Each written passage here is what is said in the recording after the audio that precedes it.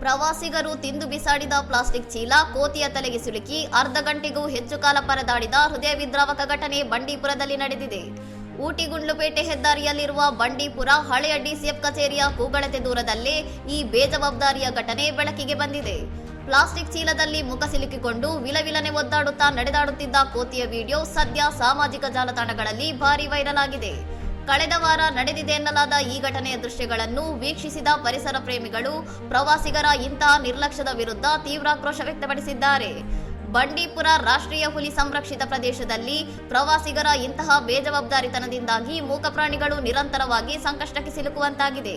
ಕಾಡು ಪ್ರಾಣಿಗಳಿಗೆ ಮಾರಕವಾಗುತ್ತಿರುವ ಪ್ಲಾಸ್ಟಿಕ್ ಬಳಕೆಯನ್ನು ತಡೆದು ಬಂಡೀಪುರ ಸೇರಿದಂತೆ ಸುತ್ತಮುತ್ತಲಿನ ಪ್ರದೇಶವನ್ನು ಸಂಪೂರ್ಣ ಪ್ಲಾಸ್ಟಿಕ್ ಮುಕ್ತಗೊಳಿಸಬೇಕು ಎಂದು ಪರಿಸರವಾದಿಗಳು ಆಗ್ರಹಿಸಿದ್ದಾರೆ. ಇನ್ನಷ್ಟು ಸುದ್ದಿಗಳಿಗಾಗಿ ನೋಡ್ತಾ ಇರಿ ಸೌರಂ ಟಿವಿ.